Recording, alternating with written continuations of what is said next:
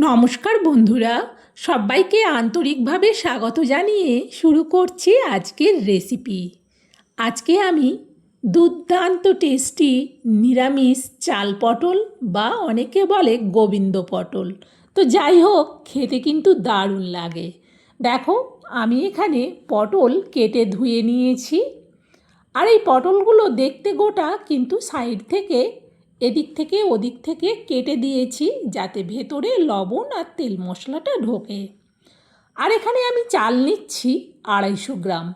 এবার এই চালটাকে আমি ধুয়ে নেব। খুব ভালোভাবে চালটাকে 2-3 বার জল পাল্টে কিন্তু ধুয়ে নিয়েই আমি ফিরে আসব। তোমরা কিন্তু রেসিপিটা স্কিপ করে দেখো না। চলো চালটাকে আগে ভালো করে ধুয়ে নিই।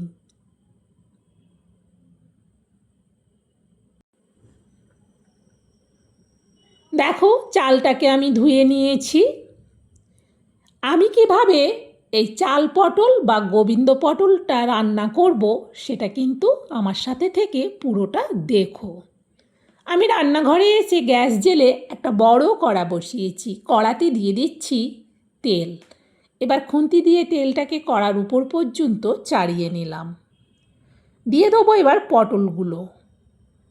পটলগুলো দেওয়ার পর খুন্তি দিয়ে এবার উল্টে পাল্টে পটলগুলোকে নাড়াতে থাকবো।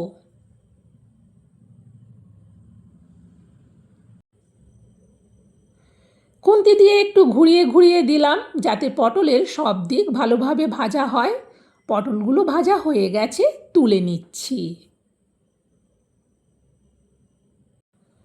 সব পটল তোলার পর ওই তেলেতেই দিয়ে দিচ্ছি আমি অল্প কাজু কিশমিশ। এবার কাজু কিশমিশটাকে একটু ভেজে নেব। কাজু কিশমিশ দেওয়ার সাথে সাথেই কিন্তু ভাজা হয়ে গেছে, তুলে নিচ্ছি। এবার এতে দিয়ে দিচ্ছি গরম মশলা, দারুচিনি, লবঙ্গ, ছোট এলাচ, তেজপাতা, আর দেব 1/2 চামচ হিং। 1 মিনিট ভেজে নিলাম। সুন্দর ভাজা গন্ধ বেরোচ্ছে। দিয়ে দিচ্ছি গ্রেট করা আদা এখানে দিচ্ছি আমি 50 গ্রাম। পুরো আদাটাই দেওয়ার পর ভালো করে ভেজে নিলাম। দিয়ে দিচ্ছি পরিমাণ মতো হলুদ আর পরিমাণ মতো লঙ্কার গুঁড়ো। তবে ঝালটা যে যেমন পছন্দ করো সে সেই অনুযায়ী লঙ্কা দিও। দিয়ে দিচ্ছি এবার ধনে গুঁড়ো 1/2 চামচ, জিরে গুঁড়ো 1/2 চামচ। আবারও খুন্তি দিয়ে মশলাটাকে নাড়াতে থাকবো। এবার এতে দিয়ে দেবো টমেটো পেস্ট। আমি এখানে বড় সাইজের 2টো গোটা টমেটোর পুরো পেস্টই দিলাম। টমেটো পেস্টটা দেওয়ার পর একটু জল জল ভাব হয়, যতক্ষণ না তেল ছাড়ছে ততক্ষণ মশলাটাকে কষাবো। এখন আমি এতে দিয়ে দেবো চাল। পুরো চালটাই দিয়ে দিলাম। এবার ভালো করে মশলার সাথে চালটাকে মিশিয়ে নেব।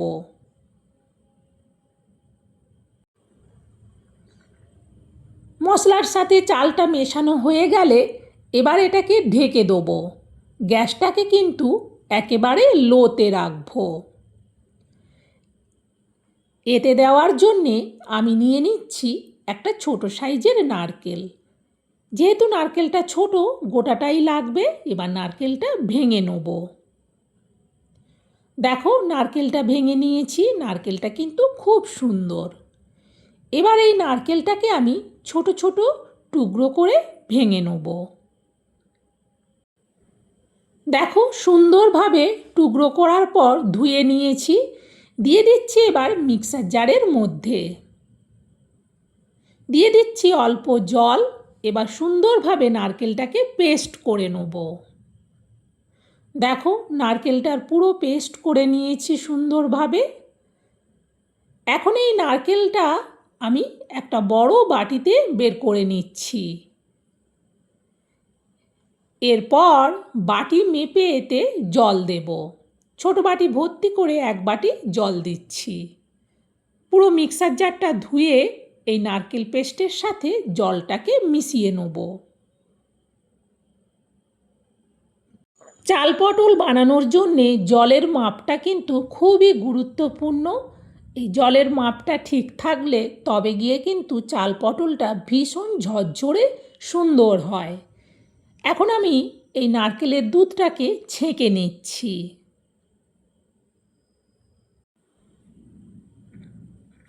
পুরোটা ছেঁকে নেওয়ার পর এবার আমি তোমাদেরকে বাটি মেপে দেখাচ্ছি।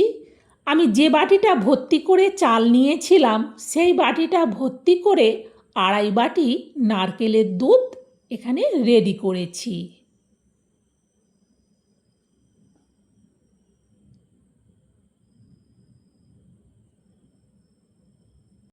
কারণ মাপটা যদি ঠিক না থাকে তাহলে কিন্তু খিচুড়ির মতো পাতলা হয়ে যাবে, না হলে চাল শক্ত থাকবে, আবারও জল মেশাতে হবে।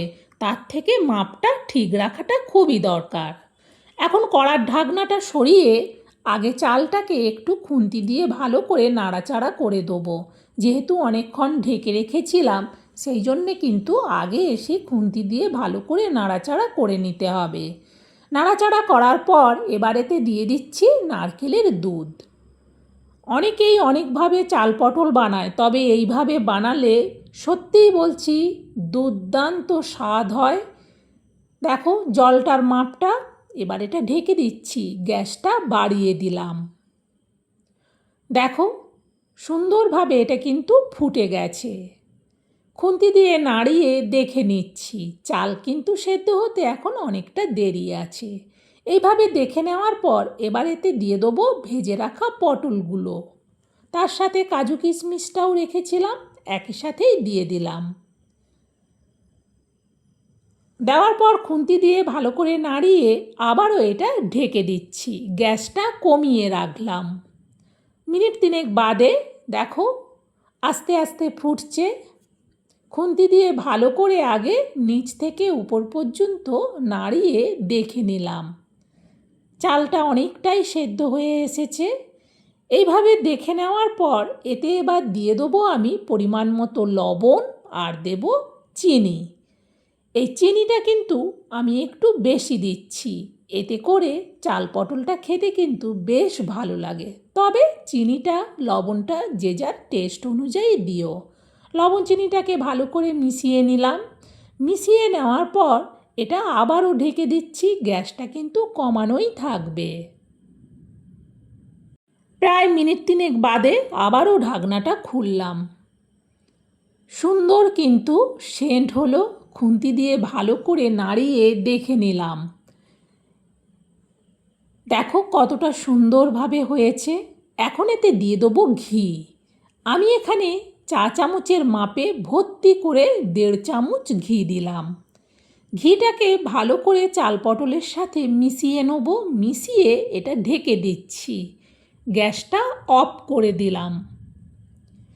একেবারে মিনিট 5 বাদে আমি ঢাকনাটা খুলছি। দেখো কতটা সুন্দরভাবে চাল পটলটা ঝরঝরে হয়েছে। সত্যিই বলছি আমার দেখানো পদ্ধতিতে বানিয়ে দেখো, নিরামিষের দিনে এই একটা রেসিপিতেই কিন্তু বাড়ির সবাই খুশি হয়ে যাবে। এবার এটা পরিবেশনের জন্যে আমি থালাতে তুলে নিচ্ছি। যাকেই খাওয়াবে সেই কিন্তু ভীষণ প্রশংসা করবে। সত্যিই বলছি লোভনীয় একটা রেসিপি। আলাদা করে পটল আর ভাত রান্না না করে এইভাবে একদিন বানিয়ে দেখো।